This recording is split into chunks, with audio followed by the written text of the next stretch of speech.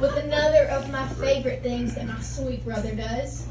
So all throughout high school and college, Wallace did not like to use his own toothbrush.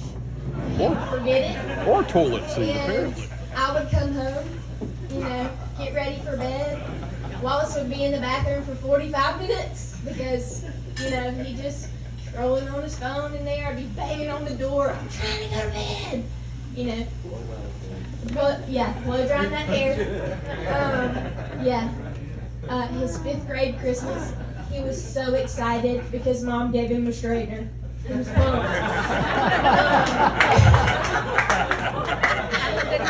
So Mark that down. he would come up from college, forget his toothbrush, and he would use mine every time. And he would leave it in the drawer, and it would be soaking wet, like somebody had just used the toothbrush. And I'd go in his room and I'd say, "Why did you use my toothbrush?" And he would say, "I didn't." Every time. And I would say, "I know you did. The toothbrush is wet." One of my other favorite things that Wallace did growing up, he hated being around his family members in the morning. So he would go in his room and shut the door and turn his iPod all the way up and listen to the Black Eyed Peas until it was time to leave for school. And then we would fight for the front seat every day. It was like a ritual. He loved chocolate chip pancakes, so I hated them. He loved smoking jacks, so I hated it. Wallace and I did not get along for a long time growing up. We fought about literally everything. And then I remember doing all of his laundry in college, and something changed in him, and he decided he liked me because I would come over to his house and wash his clothes and do his laundry and put him on his bed. And that's how we bonded.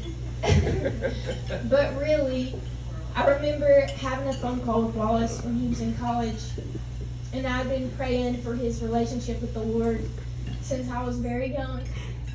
And I remember talking to him on the phone and hearing a change in his voice and hearing a tenderness about him. And there was something that was different in his life.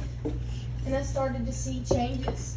And I started to see people that he was, sitting down and having lunch with, and people he was just surrounding himself with were lifting him up and encouraging him to be a godly man. And that's who I see you are today. And I'm so proud of you. And I'm so grateful to have the greatest brother. I really do. Your heart for me and the way that you've stepped in for me is so incredible. There were a lot of times in my life where I felt pushed to the side or left out, and you never made me feel that way. You always made me feel included and loved, and I'm so grateful for that. And I know that you're going to be a great husband because you've been a great brother to me. And Josie, I'm so grateful for you and for the path that Wallace is walking that's included you and that the Lord has brought the two of y'all together. I just believe that the Lord is going to continue to increase in y'all's lives as you continue to grow closer together, grow closer to Him. That's the only way this works because it's all about sacrifice. And it's hard, especially when your husband forgets to take out the trash. It's hard. I love you. Anyways, cheers to the bridegroom. I'm so excited for you.